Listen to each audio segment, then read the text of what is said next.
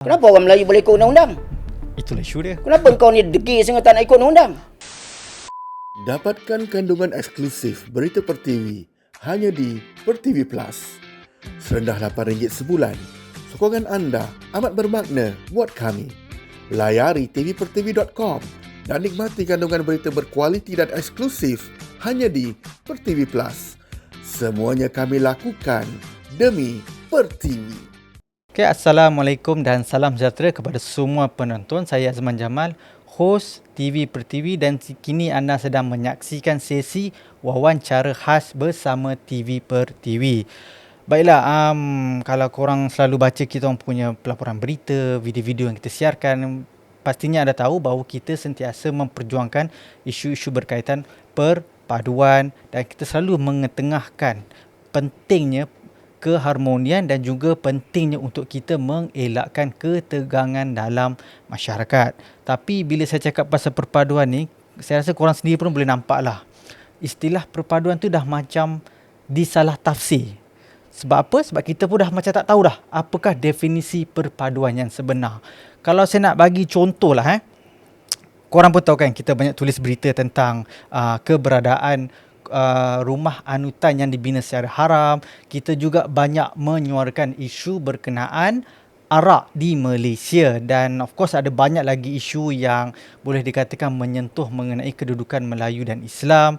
Tapi sebelum saya teruskan untuk perbincangan pada hari ini, bersama saya di studio TV PerTV, saya menjemput seorang individu yang sangat lantang bersuara mengenai semua isu-isu yang kita nak bincangkan pada hari ini.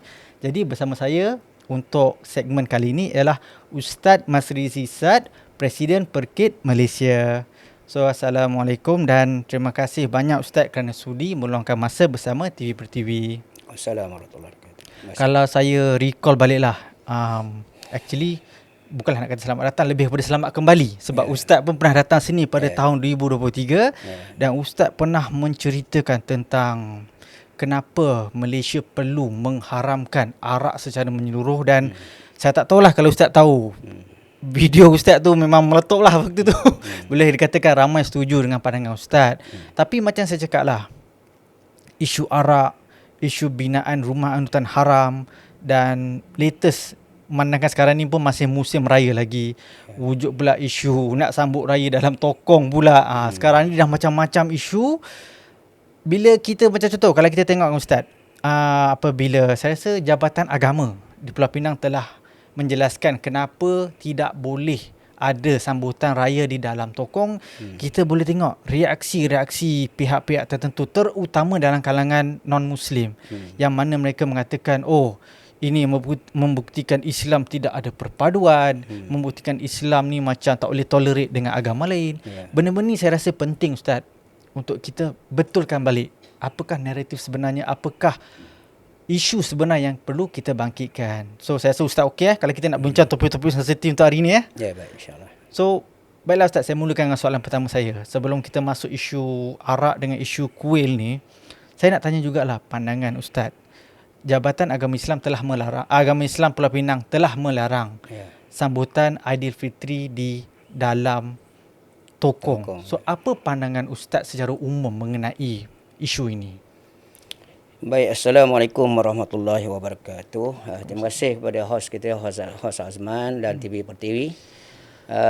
Alhamdulillah saya kembali semula dijemput ke studio TV PerTV. Terima kasih banyak. Dan isu yang kita nak bincangkan petang ini sebenarnya isu yang sesetengah pihak kata sensitif, dan sesetengah pihak kata ianya perlu dibincangkan lebih halus, lebih menghalusi, supaya tidak berlaku kesalahfahaman terhadap definisi yang dipanggil perpaduan atau harmoni.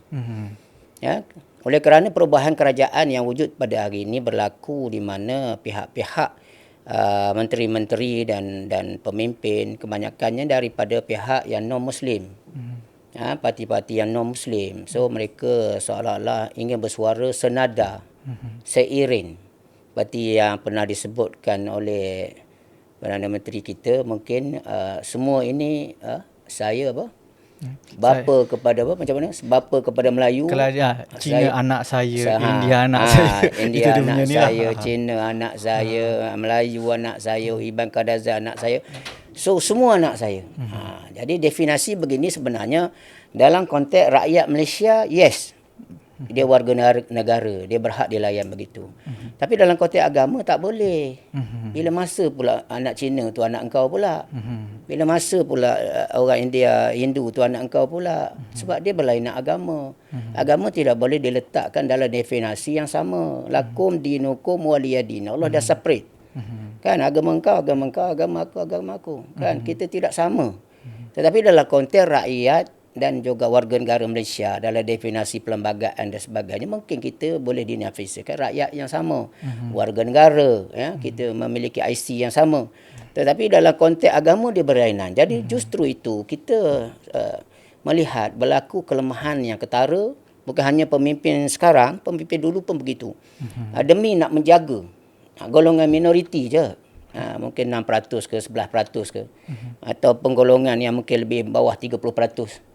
Sampai hak 60-70% hak Melayu Islam itu dijatuhkan atau direndahkan. Demi nak menaikkan, ini kata kera di hutan disusukan, anak sendiri mati kelaparan. Kita nak berikan definisi soal nak menjaga perpaduan dan harmoni kaum dalam konteks demokrasi, tetapi jangan sampai meletakkan agama kita berada di bawah kaki. Inilah benda tak betul. Itulah Ustaz, sebab macam saya bukan apalah, saya pun kadang bila saya terbaca, bukan saya nak kata apa nama ni, bukanlah saya nak kata agama lain ni, macam contoh dalam kes ni Tokong saya assume agama Buddha lah. Ya. Bukannya kita nak kata tak boleh buat open house ke apa. Cuma bila saya cakapkan istilah menyambut Aidilfitri, sebab kita pun tahu sebagai umat Islam, kita menyambut Aidilfitri ini bermaksud kembali kepada fitrah. Ya. Kita nak kembali kepada apa yang sepatutnya betul ajaran kita, menjadi sebaik-baiknya. Baik, kita kembali kepada asas dia. Asas dia, sambutan Aidilfitri itu adalah sambutan amalan agama ke, ataupun amalan budaya ke, atau amalan cuma untuk warga negara, rakyat Malaysia. Kita kena tahu definisi. Kalau untuk warga negara, rakyat Malaysia, masyarakat majmuk, okey, kita terima. Kan? Betul. Dan kalau setakat warisan bangsa, itu pun dah mula separuh tak boleh dah, sebab kita agama takkan kita nak sama dengan budaya kita dengan budaya orang lain kan. Budaya kita berterah pada agama kita. Budaya orang lain mungkin ada terah dengan agama dia, ada berkait dengan agama dah. Tapi kalau budaya tu memang budaya agama, Aidilfitri ini adalah hari raya bagi orang Islam yang menjalani riyadhah, berpuasa selama sebulan. Jadi hadiahnya hari raya tu untuk menyatakan kebesaran Allah dengan bertakbir, bertahmid, bertasbih, dengan kita berziarah, bermaaf-maafan. Ini sesama Islam. Agama lain bolehlah menopang, tetapi jangan dia take over kita punya agama. Kita tak pernah take over agama Hindu, kita tak pernah take over agama Kristian, kita tak pernah take over agama Buddha. So kenapa you all nak pergi take over kita punya amalan agama kita? So di situ benda yang memang bukan satu benda yang relevan atau benda yang baik, tetapi yang boleh menimbulkan perpecahan, dia boleh menimbulkan sentimen agama, dia boleh menimbulkan ke sensitiviti kaum. Sebab benda tu amalan agama kita. Apa you all sibuk lah. So dalam kata mudah, dia bukan sekadar makan-makan. Dia bukan majlis jamuan rakyat. Kalau jamuan rakyat silakan. Tak ada masalah. Jadi sekarang jangan mendefinisikan dengan definisi yang salah atas kononnya perpaduan, atas kononnya harmoni. Ini bukan harmoni. Ini bukan perpaduan. Ini menyebabkan berlaku pergaduhan, berlaku sentimen agama dan perkauman, sebab amalan agama kami engkau pergi ceroboh hak kami. Betul. Tak boleh ceroboh. Kan? Betul. So Ustaz, saya nak bawa kepada isu yang seterusnya, sebab Ustaz cakap tadi pasal perpaduan. Benda ni bagi saya benda ni wajar untuk kita bincangkan, especially secara terbuka, sebab kita tak nak, yelah, bila kita tak ada ilmu, kita tak tahu apa yang boleh, apa yang tak boleh. So bila saya cakap pasal perpaduan, isu paling panas yang tengah berlaku sekarang ni, saya rasa dah drag lebih setahun lebih ni, iaitu melibatkan binaan rumah anutan secara haram. Sebab apa? Masa mula-mula isu ni kecoh, saya pun antara orang yang tidak bersetuju mengenai isu binaan rumah anutan ni, sebab dia berbentuk pencerobohan. Dia dibina atas tanah ada kerajaan, ada milik persendirian. Tapi saya perasan bila kita menyuarakan perkara ini, timbul satu lagi suara mengatakan, oh ini 3R, ini menindas perkauman. So soalan saya kepada ustaz lah kan, macam mana kita nak, apa nama ni, kita nak perbetulkan balik naratif ini? Ya, semalam hampir 5 jam saya berdialog, berdiskus dengan pegawai tinggi Bukit Aman turun ke tempat saya semalam. Jadi antara perkara penting yang kita bincangkan ini ialah tentang definisi 3R. Sebab isu je pencerobohan tanah untuk buat kuih haram ini adalah isu pencerobohan tanah. Dan kegagalan PBT atau penguasaan kerajaan menguatkuasakan dengan tegas daripada awal sehingga kuil yang kecil menjadi besar. Benda itu sudah makin membesar makin lama. Betul. Jadi sehingga kan ianya sudah tak terkawal. Sama juga proses pencerobohan tanah bagi Musangking di Raub, ya, di Pahang. Yang mulanya mungkin dia pajak 10,000 ekar katakan, tapi dia akan ceroboh keliling dia tu. 20-30 ribu ekar lagi. So sampainya orang ni buat begini, orang ni buat begini, sebab tu dia membiak sampai ratusan ribu ekar. Jadi sehingga Tuanku Sultan pun terkejut dengan perkembangan begitu. Ini berbahaya. Asalnya projek cuma Kecil, tanah Musangking. Kan? Benda yang sah, tapi dia merebak kepada benda yang tak sah. Sama juga di Selangor. Di Selangor ni kita tak ada masalah. Contohnya di Selangor ni kuil yang sah, sebab dalam kajian statistik yang kita dimaklumkan 609 kuil yang sah. Tak ada masalah, kita tak pernah ada masalah bergaduh ke apa tentang kuil yang sah selama ni. Okey je, sebab ikut undang-undang. Betul. So Tetapi yang jadi masalah bila 687 kuil yang tidak sah bertebaran dalam Selangor, yang tuanku pun terkejut. Kenapa banyak sangat? Kalau dicampur tu, yang sah 609 campur dengan yang tidak sah 687 buah, bermakna sudah ada 296 buah. Penduduk kau 11% je, tapi kuil kau punya banyak. mengalahkan masjid. Kenapa pula begini? Rupanya kita dapat lihat, mula asalnya nak buat tempat ibadat, tapi rupanya dah dikawal oleh satu sindiket atau kartel yang bukan mereka jadikan kuil ini tempat ibadat sahaja, cuma topping saja, tetapi ada misi penjajahan untuk mendapat ganti rugi percuma, untuk demand kerajaan, untuk melalui dia menceroboh sehingga dia dapat benda yang ganti rugi yang banyak, yang sah. Contohnya sivil. Kerajaan dah bagi. Ini MB Selangor uruskan. Kan, Kerajaan Negeri Selangor bagi 1.5 juta, bagi lagi tanah tapak 1 ekar. Kemudiannya dia tak nak terima sampai merusuh bakar 21 biji kereta, bomba nak padang, dia merusuh lagi, bunuh arwah adik. Sampai sekarang tak pindah-pindah. Ini kerajaan negeri yang uruskan ni. Yang saya dengar lah, katanya bukannya dia tak pindah, dia ada kan dia beri tapak baru. Tapak baru tu dibuat baru. Tapi tapak lama dia maintain. Soalnya dia berkembang. Soalnya maksudnya kalau sudah digazet, kalau orang Melayu, tapak ini tapak kerajaan. Awak ada beri notis sekian-sekian suruh keluar. Orang Melayu keluar tak? Keluar. Kenapa orang Melayu boleh ikut undang-undang? Itulah isu dia. Kenapa kau ni degil sangat tak nak ikut undang-undang? Itulah kita katakan tadi, ini bukan soal isu 3R. Ini soal perangai. Perangai degil sangat, perangai jenis langgar undang-undang, perangai tak reti nak hormat kat orang lain. Perangai cacing naik ke mata, perangai kurang hajar ni, puak-puak ni, pelampau ni. Kalau dia tahu undang-undang, kita pun ada masjid yang kena roboh, ada surau yang tak sah status, diarah pindah tukar, kena roboh dan sebagainya. Bahkan ada penduduk kita yang bukan setinggan, tak ada geran, dah ada geran pun macam kampung Sungai Baru, diarahkan, dirobohkan juga. Jadi nak tunjukkan mana kita ini sangat patuh pada undang-undang. So kenapa you all ni buat perangai macam ni? Dah lah pergi menceroboh, buat binaan secara tidak sah. Kemudian bila kerajaan dah suruh pindah, you all tak nak pindah. Kemudian bila dia beri ganti rugi, kau tak nak pindah lagi, kau tunjuk degil kepala lagi. Ini berulang-ulang, termasuk juga isu Jekyll, bersabar 11 tahun. Kemudian bila diuruskan oleh Menteri wilayah, dengan 4,000 kaki persegi dia bagi ganti rugi, tak pindah juga. Betul. Kan? Bukan maknanya ini kerajaan yang uruskan. Saya cerita ni, kita NGO tak campur mula-mula. Ini kerajaan. Kerajaan pun tak boleh nak urus, menteri pun tak boleh urus, MP pun tak boleh urus. Sama juga dengan Yayasan Kubra ni kira ini milik NGO. Betul. Okey, milik NGO. Tapi kita boleh urus. Mhm. Kita boleh bincang, kita boleh buat report polis, kita boleh guna peguam, kita boleh gunakan secara gotong royong, secara bersama. Alhamdulillah. Berjaya. Itu pun puak yang mengasut tu tetap juga mengasut dan cuba heret kita ke mahkamah selayang. Akhirnya bila lawan balik ke mahkamah tinggi dia kalah. Itu pun dia kacau lagi. Dia siap bagi hantar surat jangan usik tanah tu. Padahal mahkamah dah putus dah ni. So dia kata suruh ikut undang-undang.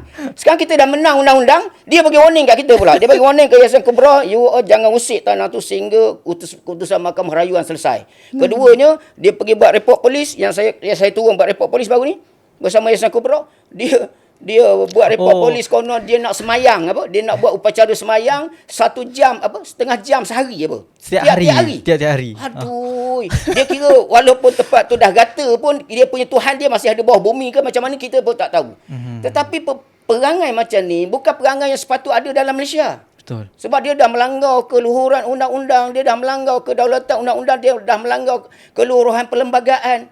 Dia dah langgar apa rukun negara kita. Betul. Kontrak sosial kita. Hak-hak kita, hak agama Islam. Tempat tu tempat milik untuk wakaf agama Islam.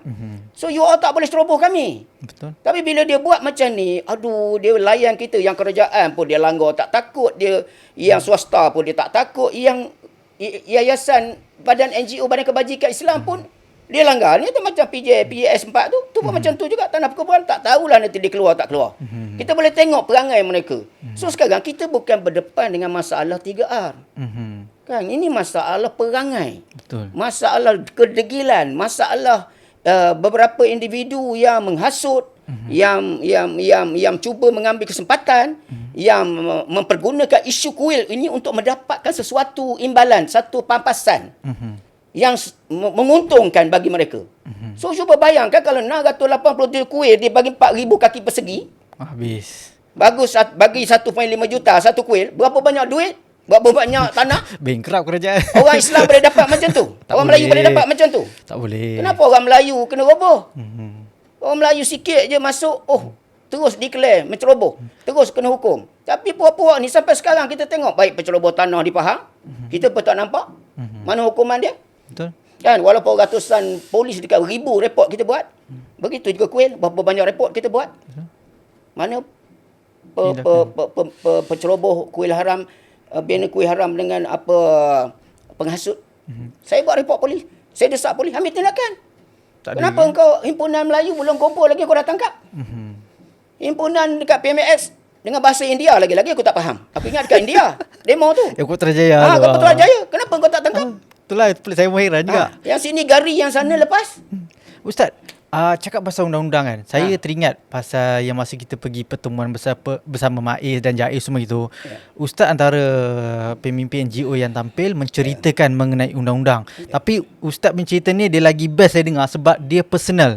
Ustaz menceritakan pengalaman nak bangunkan sekolah-sekolah yang mana Ustaz memang terikat dengan undang-undang yang diketengahkan oleh kata saya Jaiz betul.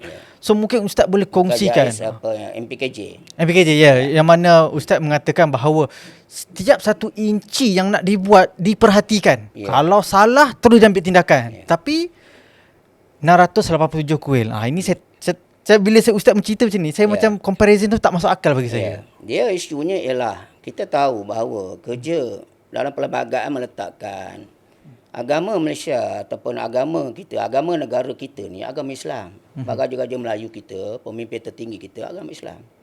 So oleh kerana itu kita meletakkan kerja-kerja agama, kerja-kerja kebajikan ni sepatut dia letakkan tinggi, dihormati. Sebab ini adalah duduknya agama ni bawah sultan-sultan bagi negeri-negeri. Kan agung yang di-Pertuan Agong bagi negara. So tempat dia tinggi. Tetapi kita tengok pelaksanaannya, rata-rata orang yang buat badan kebajikan, tahfiz, rumah anak yatim, banyak yang buat kerja ni nak membantukan, mensyiarkan gerak kerja dakwah agama, gerak kerja tarbiyah, merawat macam-macam kes ni. Sepatutnya diberi keperhatian tinggi lah oleh pihak berkuasa. Terutama sekali PBT lah, pihak berkuasa tempatan. Tetapi jadi terbalik. Kan? Dia orang bagi kita prosedur macam berpuluh prosedur yang menyusahkan. Benda-benda yang patut remeh-remeh tak payahlah kita fikir. Oh, dia orchestrate juga. Dia ingat kita ni buat kerja kebajikan, kerja agama, dia letak macam kita ni business oriented. Kita ni orang business pula. Tu saya katakan tadi, rumah urut dah lama lulus. Pusat judi dah lama lulus. Kedai arak dah lama lulus kan. Kelab malam, premis kelab malam dah lama lulus. Kuil-kuil yang tak ada lesen ni pun dah lama operasi, makin besar kau tak usik pun.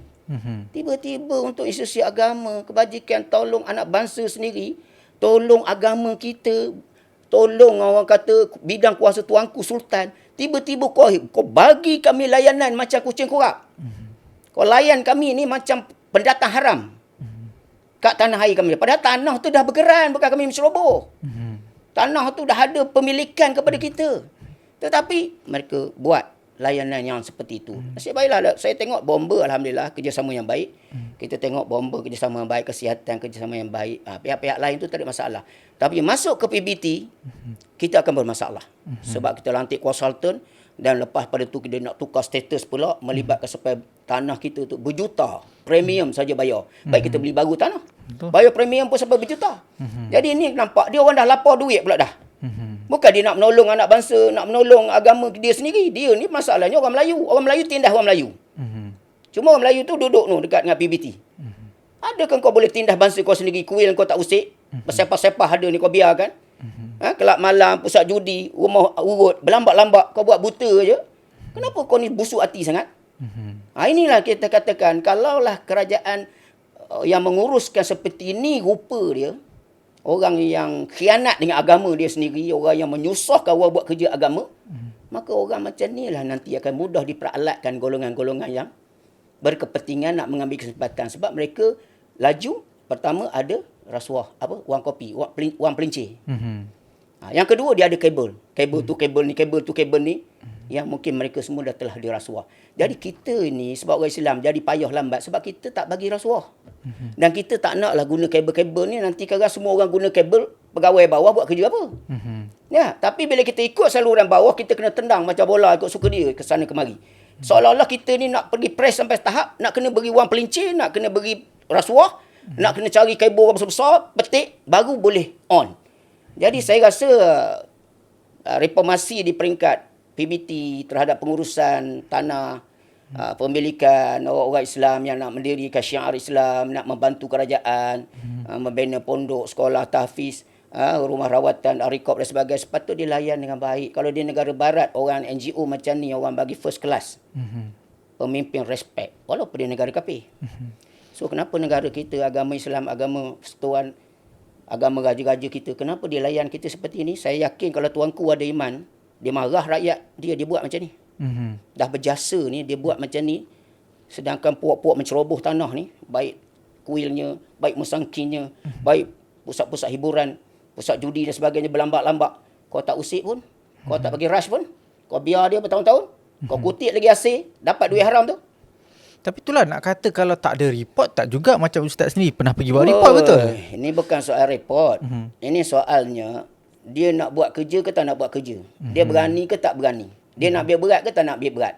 Ini sikap. Macam tadilah 3R. Bukan semua malah 3R ni semua orang Hindu macam tu. Tidak. Betul. Ramai orang Hindu yang okey dengan kita. Dia faham duduk dalam kontrak sosial. Dia faham menghormati orang Melayu. Dia faham berjiran dengan orang Melayu. Dia faham menghormati orang Melayu. Banyak kita jumpa. Kita pun cikgu sekolah saya dulu pun orang India. Tapi bagus. Dia sopan dengan kita.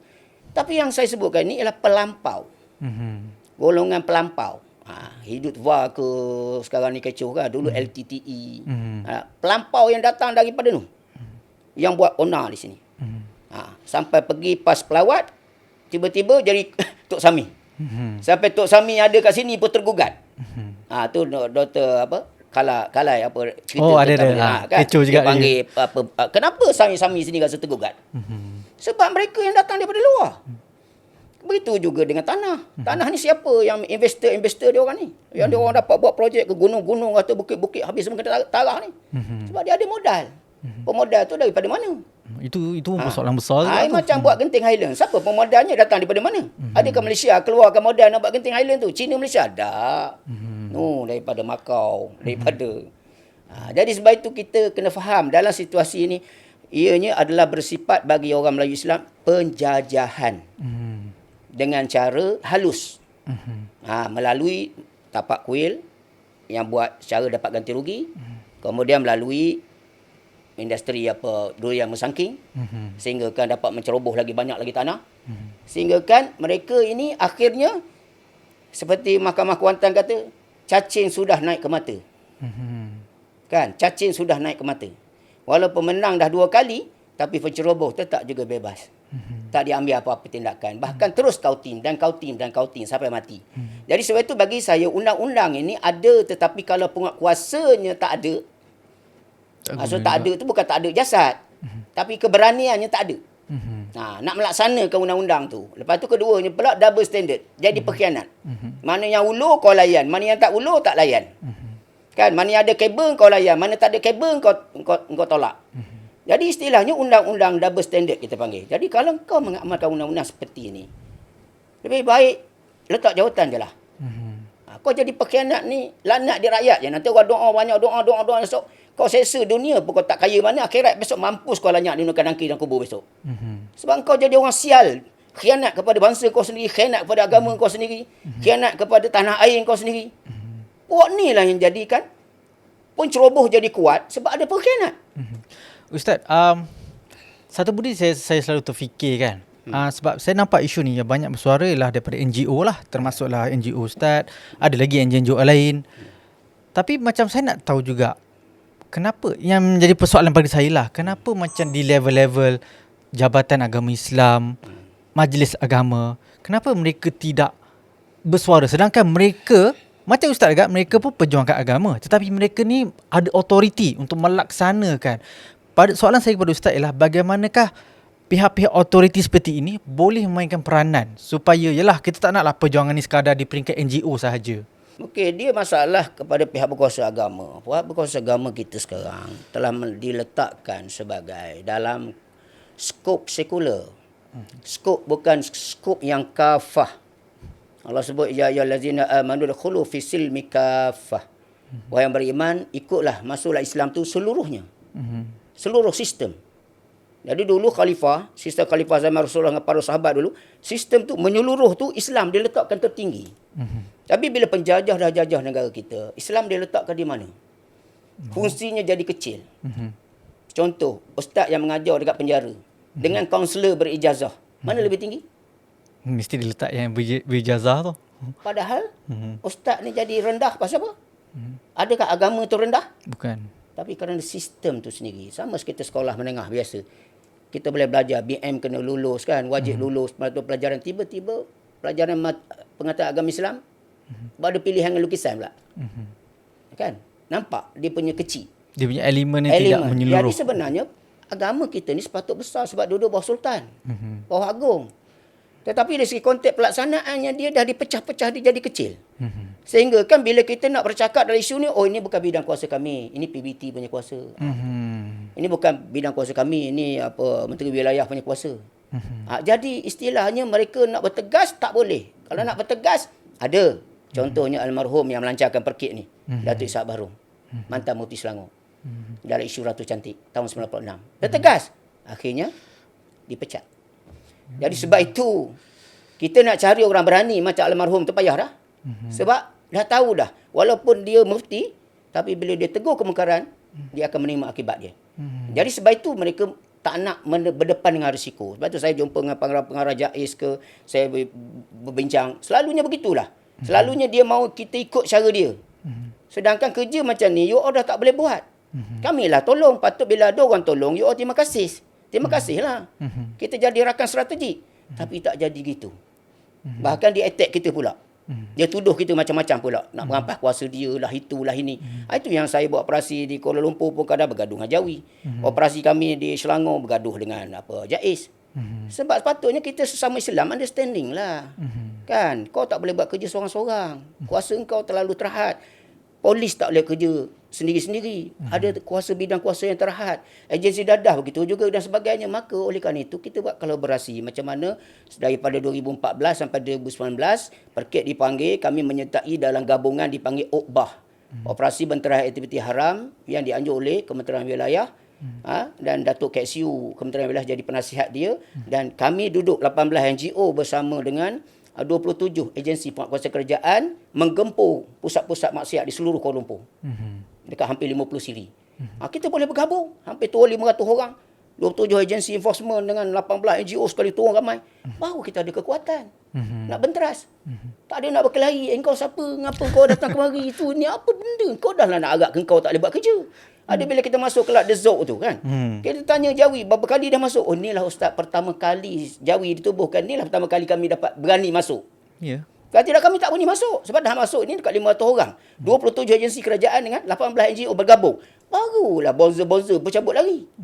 Ini kau nak masuk 2-3 kerat kau kena buli ataupun kena rasuah je, atau dia hantar JRO sekarang kau pun lupa. Perlu dia JRO.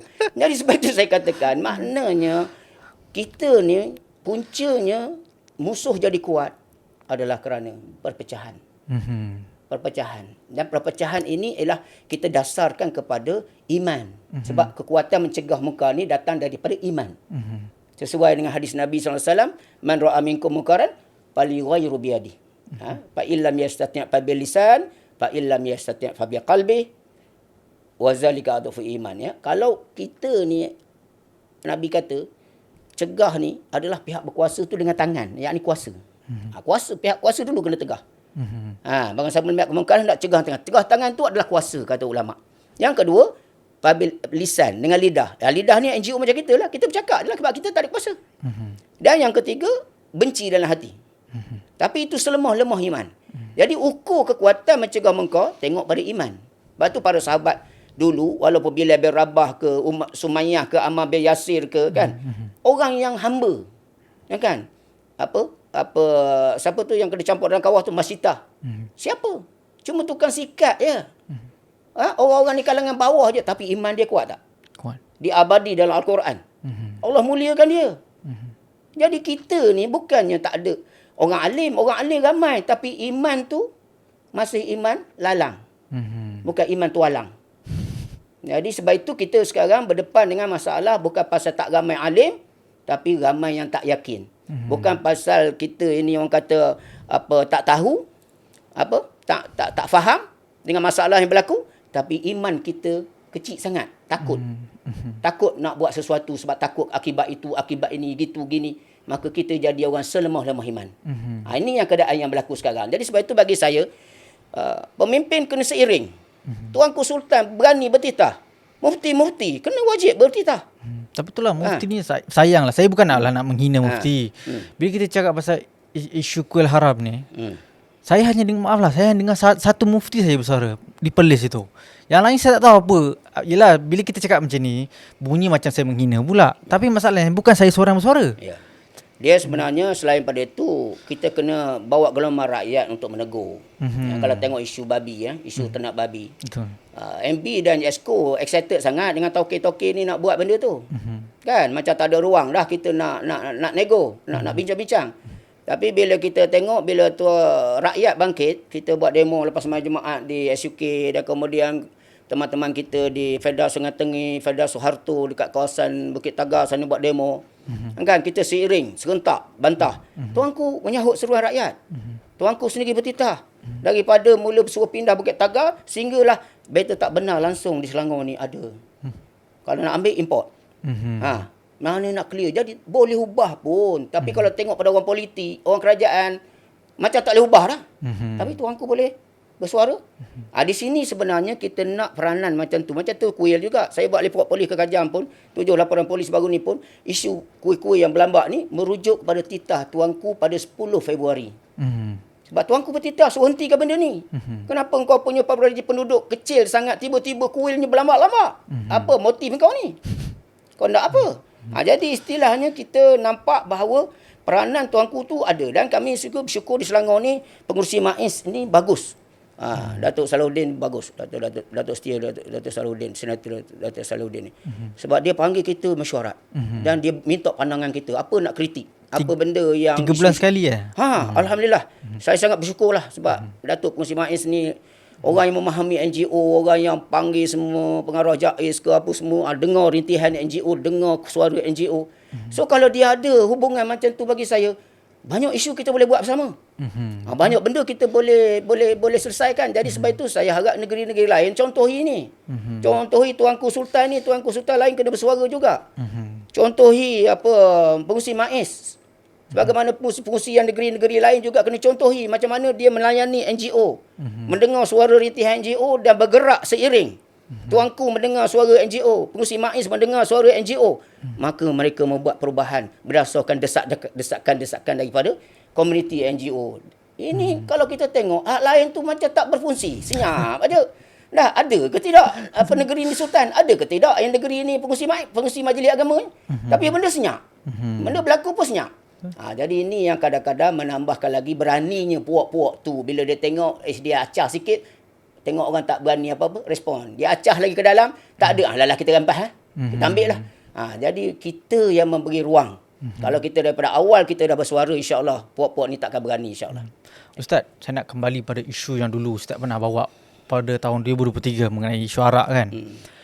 Baru-baru ni saya rasa pada 29 Mac kata tak silap saya, insiden kemalangan ngeri tu kan yang viral di media sosial mengenai kemalangan arwah Amirul Hafiz Umar, yang mana kita tengok video yang mana dia langgar terpelanting sampailah jatuh atas kereta Myvi tu kan.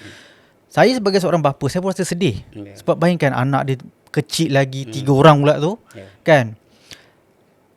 Dekat sini kita dapat lihat betapa itu antara kesan, keburukan atau kemudaratan yang disebabkan oleh minuman arak ni lah. Dan of course dadah sekali. Tapi Ustaz, saya ada satu macam feeling tau, satu perasaan. Orang Malaysia ni dia ada satu perangai, satu penyakit yang mana kita katakan bahawa benda ni dijadi macam secara bermusim saja. Pada masa itu kita nampak, arak ni bahaya, ada suara, haramkan secara menyeluruh arak.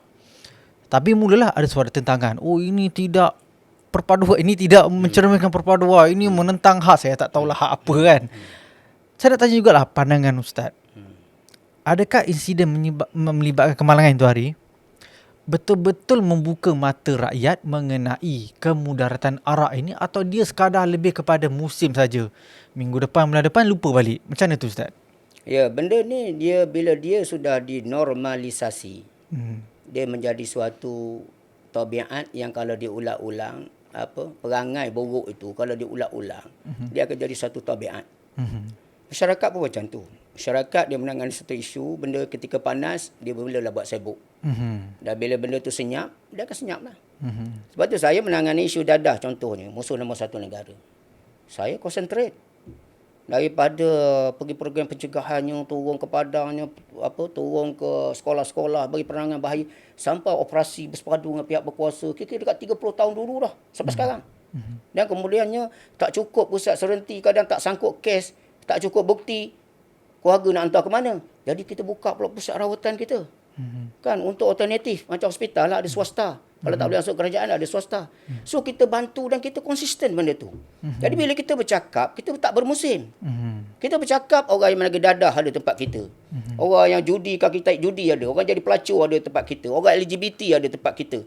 Macam-macam gejala sosial, macam-macam kerutuhan akidah dadah yang kita ada. So bila kita bercakap, kita ada benda yang kita telah tangani berpuluh tahun secara 24 jam konsisten. Kita tak bermusim, tetapi mungkinlah sesetengah pihak bekerja cara begitu. Cara dia nak layan pun cara bermusim. Kan benda tu dah heboh dekat media, dah ada tekanan, barulah dia sibuk. Nak ambil berat lah, barulah nak jenguk kita, nak pergi interview lah, nak tanya tu, tanya ni kan. Sebenarnya tak begitu. Benda ni kan kita kena kenal. Di mana orang yang buat kerja konsisten, berterusan dengan orang yang kerja sekali-sekala. Ikut bermusim. So kalau kita nak menangani masalah isu berkaitan dengan dadah ini, dadah arak ni, dia arak ni sama dengan dadah lah. Dia punya konteks dia dan disebut al-khamru umul khaba'is. Ibu segala kejahatan. Dadah, arak. Jadi saya ni sampai ke Indonesia, saya ceramah ke penjara-penjara. Sampai ke Badan Narkotik Indonesia tu pun saya berbincang dengan ketua-ketua pengarah dia. 5 juta penagih dadah di sana. Macam mana cara Indonesia menangani dia dadah. Peranan pesantren-pesantren ni, pendekatan agama ni lah lebih 400, dekat 400 pesantren yang membantu kerajaan. Sebab kerajaan cuma ada dalam 4 buah, 5 buah pusat je. Tak mampu nak menampung 5 juta.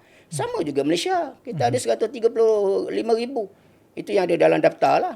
Tapi kalau kita nak kira kan, kerajaan tak mampu tanggung semua. Sebab itulah adanya pusat-pusat yang persendirian, yang NGO yang membantu. So kita jadi rakan strategi yang baik. Jadi benda ni yang sebenarnya patut kita kuatkan. Dan reference yang kita nak buat, jangan tanya orang yang sekali-sekali ciplak nak bercakap isu, padahal selama tu dia tak peduli pun isu tu. Kalau bertemu orang macam tu, memang kita rasa macam seolah-olah isu ni ditangani bermusim. Tapi kalau kita pergi ke tempat yang orang konsisten menangani benda itu dan live pula benda tu, maka benda itu nampak kita NGO telah pun berpuluh tahun, lebih 36 tahun kami concentrate benda ni daripada tahun 90. Membantu kerajaan. Dia jadi dengan bantuan daripada NGO macam di MAIS sekarang, daripada 29 buah 26 institusi yang rawat dadah LGBT apa ni adalah NGO. Kami jadi rakan strategi MAIS. Sebab tu MAIS sangat kita kata jadi menghormati kita. Sebab kita membuat benda yang sama dalam keadaan bersepadu. Yang ini yang sepatut dibuat oleh setiap negeri. Supaya kita tangani benda ini tidak menjadi isu bermusim. Bila berlaku je satu isu, mula dah kita merayau sana merayau sini. Berlaku je satu isu, merayau tanya orang sana tanya orang sini. Tidak. Patut kita dah ada satu one stop center yang dah conduct isu tu. Berlaku je isu ni awak pakar dia. Berlaku je isu ni, orang ni yang kena mengulas. So, benda tu kalau kita atur dengan baik, dia nampak cantik. Cuma kalau buat seperti yang berlaku sekarang, memanglah kalau semua orang nak bercakap isu ni, simpati memang simpati. Bunuh yang kejam pun, menagih dadah yang bunuh ibu ke, bunuh isteri ke, bunuh anak ke, bunuh kekasih ke, macam-macam hal jadi, macam-macam kan. Tetapi kalau kita nak ceritakan pemandu mabuk ni bukan perkara baru, dah lama kan.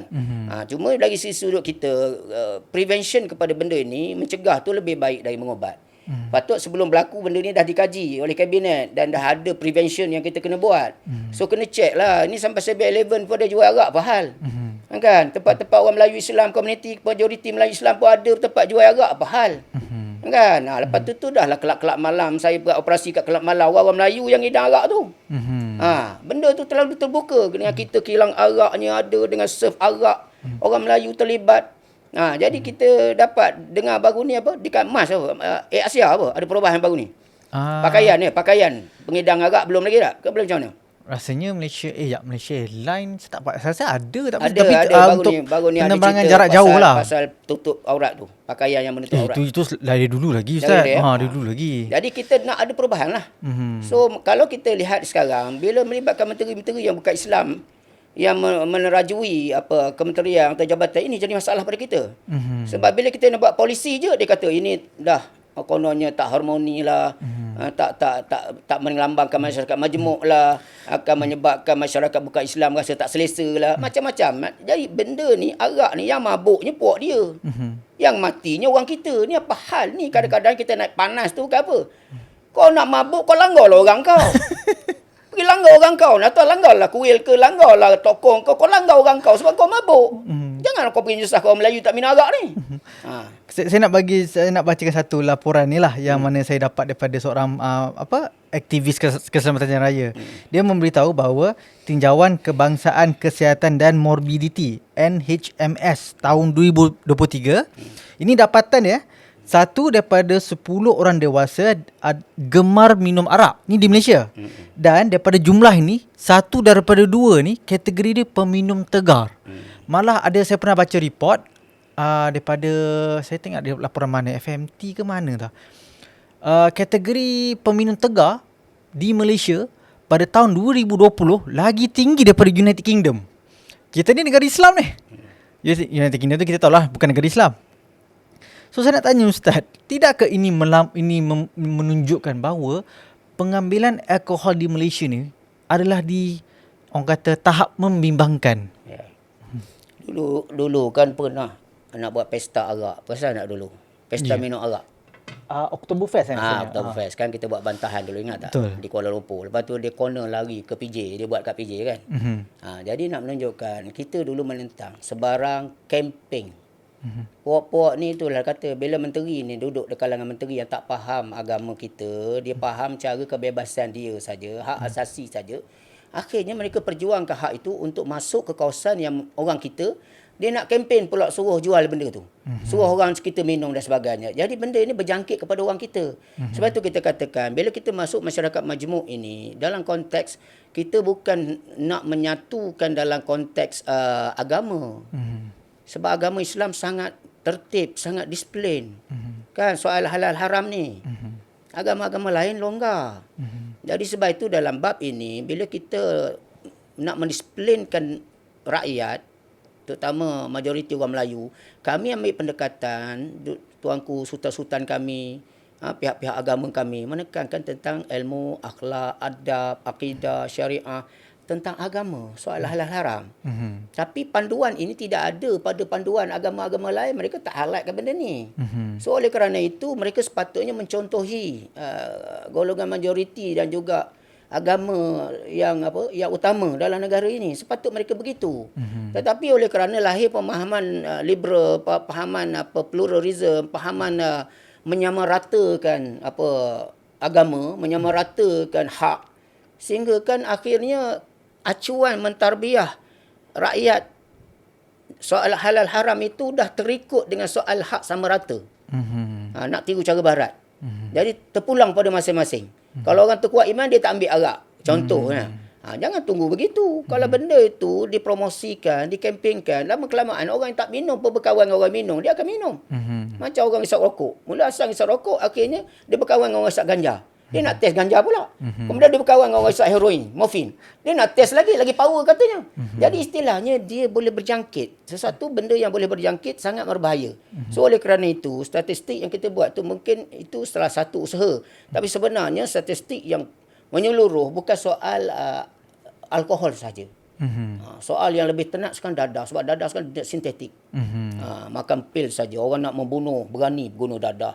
Orang nak berlumba jalan raya, berani nak repit, guna dadah. Orang nak merogol orang dengan ganas, guna dadah. Orang nak bersukan kuat, guna dadah. Orang nak belajar, boleh berjaga siang malam pun, guna dadah. Macam-macam pil ada dekat farmasi yang jual cara terbuka pun boleh kita dapat. Anak-anak murid saya selalu dapat barang-barang tu. Jadi sebab itu saya tengok kita terlalu terdedah dengan bahan-bahan terlarang. So oleh kerana itu, bagaimana kita nak selamatkan generasi ini dengan percampuran pula dengan orang-orang yang berfikiran plural, berfikiran liberal, berfikiran yang seperti kebebasan agama mereka. Jadi tentulah orang Islam berada di ambang bahaya, terutama bila duduk bercampur dengan mereka. Sebab budaya mereka, kelonggaran mereka menjaga disiplin mengikut acuan agama itu tidak membantu anak kita orang Islam untuk kuat.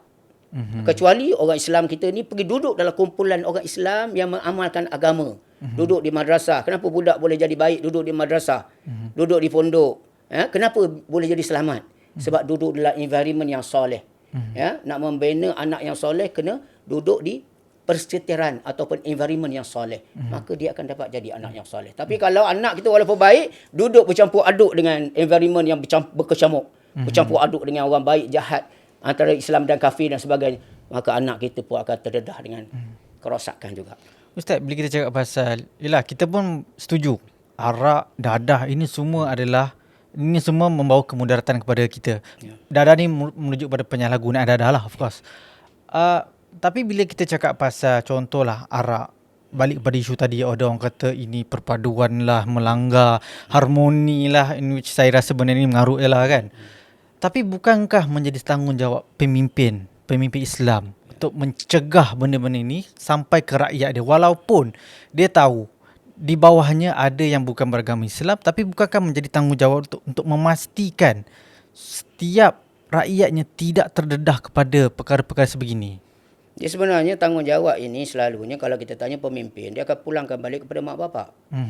Dia akan menyalahkan mak bapak. Panggillah pemimpin apa pun. Selalunya bila berceramah, jarang dia akan berceramah di depan penduduk. Persatuan penduduk jumpa dengan menteri ke turun orang besar tu, exco, MP ke. Dia akan cakap apa? Dia tak ada cakap, oh ini salah kerajaan sebab kerajaan tidak bersikap tegas dengan penjualan arak. Sepatut kami dah basmi dah arak-arak yang bersepah ni. Kita kena bertindak tegas sebab kerajaan kami ada cuai. Sebab dalam kerajaan kami pun ada ngedar-dadah, dia dalam puspen. Kami pun ada polis pun, kami punya integriti macam-macam masalah. Ada terlibat dengan dadah, polis pun dekat 6,000 bermasalah. Kan? Jadi dia tak nak menyalah gitu. Dia akan cerita mak bapak lah yang tak betul. Mak bapak tak peduli tentang anak. Mak bapak sibuk kerja siang malam. Akhirnya anak terlibat dengan jenayah. Itu yang selalu kita dengar. So, bila tidak ada muhasabah masing-masing, maka play safe. Kalau semua orang ambil play safe, semua orang ambil sikap salah menyalah, masalah takkan selesai sampai bila-bila. Kes terus berkembang, anak bangsa kita terus punah. Masalah jenayah, masalah dadah, arak semua terus akan berkembang dari masa ke semasa. Maka penyelesaian takkan kita jumpa. Yang berjumpa kena muhasabah masing-masing. Kerajaan muhasabah balik. Apakah selama ni aku kerjaan berjaya, aku premis pusat hiburan yang mungkin 700 premis aku bagi ni, banyak yang jual arak terbuka, kita tarik lah, kita bagi 100 je lah tahun ni. Contoh, ada buat pengurangan tidak? Kecuali tiap tahun bertambah lagi. Naik menteri bukan Islam pula, lagi bertambah. Kan? Sebab orang dia. Jadi benda-benda itu jadi punca. Lepas tu integriti Pak Kuasa pula. Betul ke Pak Kuasa ni jalan ke tugas? Takkanlah balai depan mata, pusat judi sebelah balai pun tak nampak. Kan? Patutnya benda ni dah rush dah. Macam kami buat di Danau Kota dulu, operasi. Tempat pelacuran rumah urut tu depan mata je pejabat ahli parlimen kat atas je. Atas macam tingkat atas. Tapi bila kami operasi, dah rush tu, dah pecah dinding tu, apa semua, potong air tempat-tempat maksiat ni, barulah wakil rakyat turun, MP turun. Saya pun tak sangka lah tempat saya ni ada tempat macam ni. Hari-hari dia naik kat pejabat tu. Dia duduk kat atas. Sama ada dia tak tahu betul ke ataupun dia saja buat-buat tak tahu. Jadi dalam masalah ni, inilah kita kata musang berbulu ayam. Jadi kita berusaha dengan orang pengkhianat daripada dalam. Jadi masalah integriti saya tengok masalah ni sangat tenang. Sebab tu kita harap pihak polis tidak hanya meletakkan tindakan disiplin di dalam kota agensi atau jabatan sahaja. Dia boleh tukar, setakat tukar je, setakat itu. Itu ringan sangat. Perangai takkan berubah setakat tukar. Baiklah Ustaz, sebelum kita tamatkan rakaman, saya ada satu lagi soalan terakhir untuk Ustaz lah.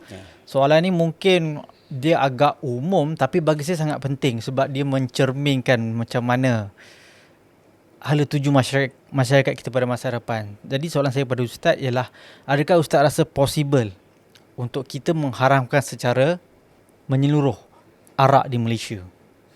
Baik, kita dalam konteks orang Islam yang beriman, memanglah benda yang dilarang oleh Tuhan kami tak nak. Kita tak mau. Kena haram lah. Kalau Allah kata haram lah. So memanglah kita wajib, bukan kata kita ada pilihan. Sebab Allah dah mengharamkan benda tu, maka kita kena haram lah. Kan, sebagaimana sahabat dulu minum arak, tapi bila turun ayat pengharaman arak, korek ni, tekak, muntah. Mana terus beriman, mana terus tak nak minum. On the spot pelaksanaan, tak ada tangguh-tangguh. Jadi begitulah juga dalam keadaan kita. Tetapi dalam konteks yang susah sekarang, bila masyarakat majmuk, demi nak menjaga hati kaum sini yang minum arak, kita terpaksa kena ada kilang arak. Demi nak menjaga hati orang ni yang minum arak, kita kena bagi hak dia nak berjual arak. Dan kita demi nak mengamati harmoni perpaduan di kalangan kita bermasyarakat majmuk, maka kita pun pegang juga kelas arak sesama-sama nak raikan kawan-kawan punya event dan sebagainya. Jadi benda-benda ni yang sebenarnya merosakkan sebab kita sendiri membuka ruang kepada pihak-pihak yang berada di sekeliling kita yang tidak faham tentang agama kita. Kita ikut acuan dia. Kita layan kehendak dia. Kita hormati dia tu untuk konon nak senangkan hati dia. Mungkin dalam kerjasama politik, dalam kerjasama bisnes dan sebagainya. Tetapi kita telah menodai agama kita. Kita telah menodai akidah kita. Kita telah menodai prinsip larangan daripada Tuhan kita. So oleh kerana itu kita nampak banyak sekarang, bukan orang Islam yang jaga. Banyak orang Islam terlibat jaga tempat-tempat macam ni. Tapi kenapa mereka pejamkan mata saja? Kenapa mereka biarkan saja? Padahal mereka ada kuasa. Kalau kata saya kata tadi itu salah. Kalau nak kata tutup, kita tak mampu, kurangkan. Kan lesen-lesen yang kita beri beratus lesen tu pusat-pusat tempat jual arak, kurangkan. Maka dengan itu sekurang-kurangnya kita ada. Takkan tak ambil pengajaran lagi. Tuhan turun balak tentera COVID. 37,000 rakyat Malaysia mati. Itulah pertama kali kilang arak ke pusat judi ke rumah urut ke pusat hiburan tutup. Tuhan bagi warning tu, tapi Tuhan ambil nyawa 37. Saudara mara kita tak pasal-pasal yang tak ada kena-mengena dengan maksiat dapat penyakit sampai mati. Jadi sebab itu kita tak nak datangnya umul balwa, bala umum. Bila bala umum datang, gempa bumi ke, banjir besar ke, penyakit berjangkit ke, kita semua akan kena. Bila benda-benda yang Tuhan murka ni berada dalam negara kita. Sebab itu kita bagi orang beriman, kita menentang benda ni atas perintah Tuhan. Tapi bagi mereka yang nak kautin soal kepentingan politiknya, soal kepentingan bisnesnya, mereka tetap duduk dengan kumpulan-kumpulan ini dan mereka akan bersikap buat buta, buat pelisih begitu je. Ini saya katakan tadi, golongan ini ada jumlah yang ramai. Seperti buih-buih. Mereka ni ramai. Sebab itu mereka nak berdepan dengan mencegah kemungkaran, nak menentang musuh-musuh. Mereka takut, mereka tak berani. Tetapi untuk mengkhianati sesama Islam, mereka tunjuk handal pula. Inilah yang banyak berlaku dalam masyarakat kita. So oleh kerana itu, umat Islam nak kena jaga safety kita, border kita, hak kita. Jadi perkara 153 kena pertahankan hak istimewa Melayu. Perkara yang baikkan gaja-gaja kena pertahankan. Perkara 3 Perlembagaan Negara, hak agama kita pertahankan. Jadi kita kena jaga border kita. Jangan sampai dia pergi masuk ke dalam rumah tangga kita.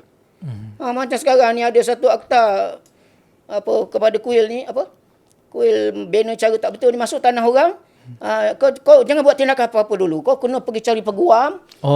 Lepas pada tu nak tunggu file dulu di mahkamah. Nak tunggu dulu perbicaraan. Kawan dah duduk menggeledah habis dah dalam rumah tu, masuk rumahan bilik anak kita, masuk kacau bini kita. Kita tak boleh buat apa-apa. Biar dulu. Kita cari peguam dulu sampai perbicaraan selesai. Dah sah, besok mahkamah putuskan bahawa penceroboh ini bersalah. Barulah kau boleh pihak berkuasa dengan halau penceroboh daripada rumah. Agak berapa tahun peristiwa tu akan berlaku? Lama. Dan bagaimana anak kita kena rogol ke, rumah kita kena ceroboh, apa kita boleh tengok depan mata, bodoh bangang macam tu. Jadi sebab itu kita katakan undang-undang ni kadang-kadang konon terlalu harmoni tapi teruk sangat kalau kita nak laksanakan, kerana benda tu tak relevan, tak mengikut acuan agama pun, tak mengikut acuan yang sebenar. Sedangkan dalam Islam, bila mana orang menceroboh, uzina lil ladzina yuqatilu bi annahum zulimu, diizinkan untuk kamu berperang bila kamu dizalimi. So sekarang ni Nabi tak serang tapi orang serang. Jadi istilah sekarang bila orang ceroboh, kita wajib mempertahankan setiap inci tanah maruah agama kita. Betul tak? Betul. Ini perintah Allah. Kalau kita ikut Islam, Madani ikut Islam, selesai. Ikut Nabi, selesai masalah. Tapi kalau Madani ikut harmoni, ikut acuan-acuan daripada Yahudi dan Nasrani, lingkup. Itulah saya nak ceritakan. Baik, terima kasih. Baiklah, terima kasih banyak Ustaz. Banyak perkongsian pada kali ini. Tak menyesal saya panggil Ustaz datang untuk hari ini. So, saya rasa Ustaz, macam saya cakap, Pertiwi ni kita banyak perjuangkan mengenai isu-isu berkaitan dengan Melayu Islam. InsyaAllah kalau ada lagi topik-topik berkaitan seperti ini, mungkin kita boleh jemput Ustaz lagi pada masa hadapan ya. Baik, insyaAllah. Baiklah, itulah dia untuk rakaman kali ini. Kalau anda ada sebarang persoalan atau pandangan yang ingin dikongsikan, boleh saja kongsikan pandangan di ruangan komen di semua platform TV Pertiwi. Setakat itu saja untuk sesi kali ini. Kita jumpa lagi. Assalamualaikum dan salam sejahtera.